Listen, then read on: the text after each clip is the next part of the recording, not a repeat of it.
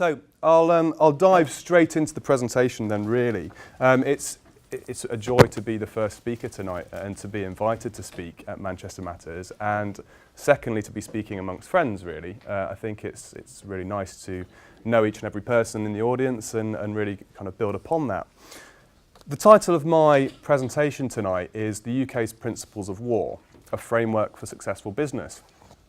And you all know my background, and I'll be honest, when I was first exposed to military strategy or doctrine as they refer to it in the forces, I thought it was really, really boring. It was really dull, and effectively what it was policy. And policy isn't really my bag. It's not something that I wanted to learn about. But nonetheless, we were exposed to it, and over the time, as I spent a bit of time in the forces, and as I came to Manchester Business School, I began to realise that actually there's something really useful in this, and something that we can actually apply to civilian business. So I'd like to just give you a brief introduction to it. There's two disclaimers here. Firstly, I'm not a top military strategist. I've been exposed to it, but this is not by any means a top military strategist giving a speak. And secondly, for Chinese, Russian counterparts in the room, nothing's secret here, so there's nothing you're going to be able to sell on to your government or anything like that. So we'll dive straight into it. The first, and actually what's regarded as the principal, the most important principle of war is selection and maintenance of the aim. And what does that mean? It effectively means that there is a single, unambiguous aim, and that is the key to success for any military campaign. And I think this is probably true in business as well. Effectively, you need to go out and look for what you want to achieve and concentrate solely upon that. And I think that's important to point out as well, what if you question the aim? What if you question how your action fits in with the aim of the business or the aim of the organisation you're working with? And what fits into this too is that you need to have a very, very clear structure of command and control.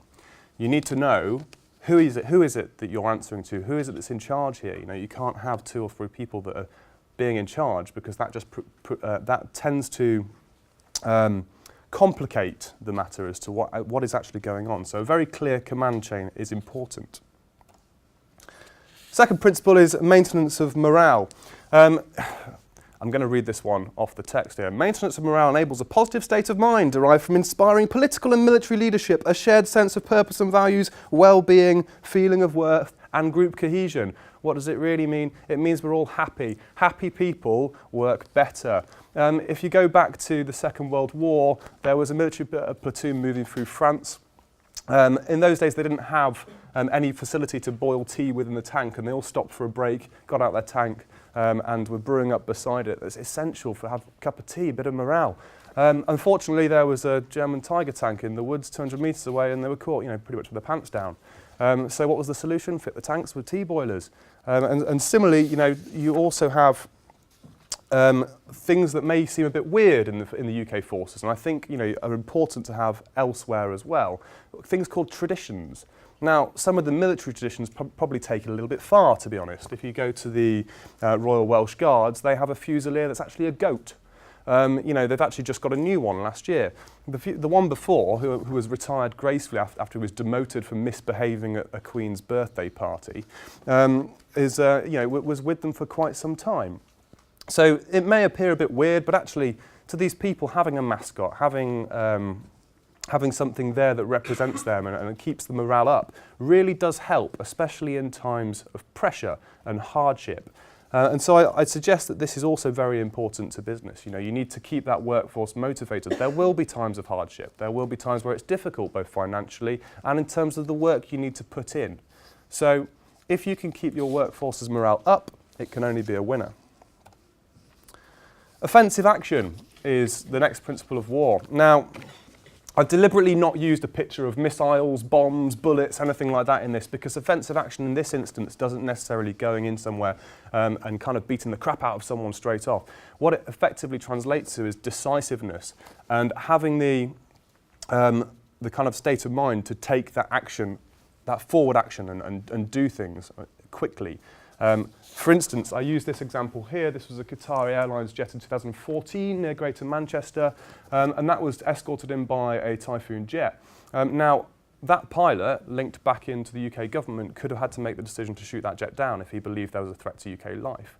That in itself is offensive action. Whilst it's inherently defensive of the UK, it is offensive, and the same applies to business. You need to have the ability to take those important decisions quickly. You know, opportunities don't last forever. What do you think about when you think of the word security? Most people think of fencers, they think of guards, etc. But actually, in the military terms, security is something a little bit more. Excuse me while I just check my time. Security is actually more about giving yourself the freedom to move, the freedom to do what action you need to do. So what we're talking about here is not necessarily putting fences, putting walls around whatever it is you've got. What we're talking about in terms of security is not locking yourself down to a particular position and giving yourself that ability to move. So being defensive of your assets, defending your position to such a point where you can flex that later on. The next principle is surprise. Now, this is the Iranian embassy siege in 1980. Those of you that know the story will know that the British forces came in through a window, abseiling down off the roof, to effectively overcome a terrorist hostage situation. The perpetrators weren't expecting that. And similarly, in business, if you can do what people aren't expecting of you, what your competitors aren't able to predict is going to happen, that is going to give you the upper edge. That is going to allow you to get ahead and really kind of outmaneuver the system and really give you a competitive advantage. So I think that's a really relevant value for us. Concentration of force. Now this effectively means making sure that everyone is pulling in the same direction. It's simple really. If you've got everyone moving in different ways, everyone's trying to achieve different things, then it's going to be very difficult to move the organisation forward. So, yes, very similar to selection and maintenance of the aim, but let me ask you this question. Everything you do, are you in line with the intent of the organisation? And if you can continue to ask yourself that as you move forward through your professional career, I think you could help a lot. Economy of effort, and this is my favourite one. It's actually about being lazy. So, you know, not everything in life is a sprint, it's a marathon. And actually it's important to recognise that, you know, it's key to rest at times as well as to smash it and smash your targets on a monthly basis. That may not actually win you the war, you know, or the campaign. And in the long run, it's much better to have troops, to have resources that are well rested, have got the capacity to go the extra mile when that is actually needed.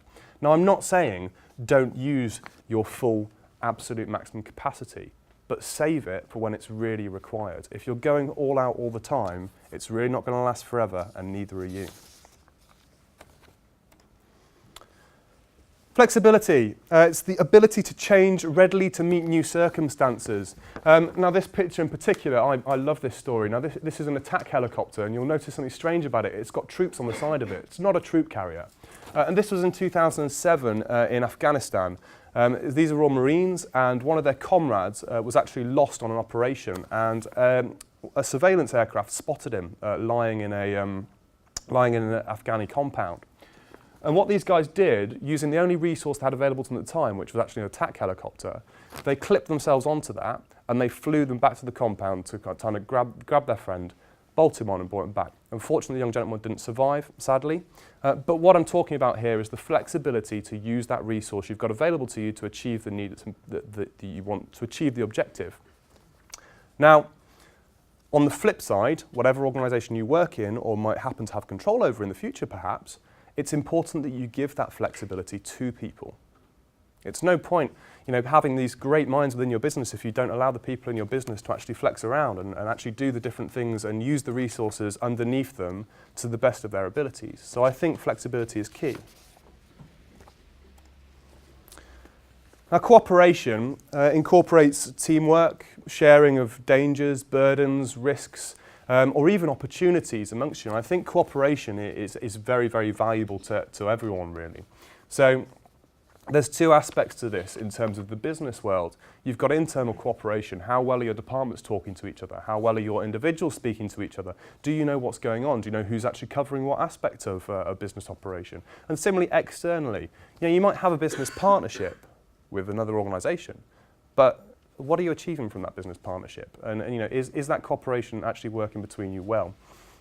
In this example here, we've got, you know, a surface vessel and a submarine. Now, the two ships, boats, whatever you want to call them, They have very different purposes, but actually they work together and they integrate together well. And that is essential, that whatever it is you're doing is well integrated. Otherwise, organisations just won't work. So the last and final principle is sustainability. Now, in its practical sense, this really, in military terms, kind of applies mostly to logistics side of life. So supporting the operation that you're on, keeping the supplies running into the theatre of operation. But actually, it's much more than that. It's about hearts and minds. A battle on a battlefield is won in someone's heart and someone's mind, not necessarily in their blood or in death and destruction.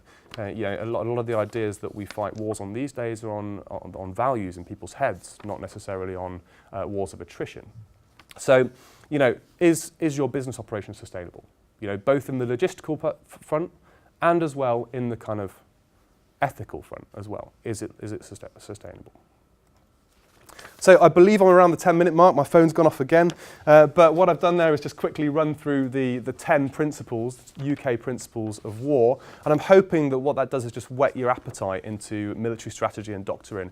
I think we've got a lot to learn from it, really. I think it's really worthwhile as a course taking the time just to look into that.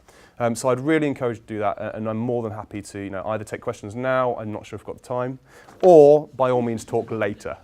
All right, thank you very much.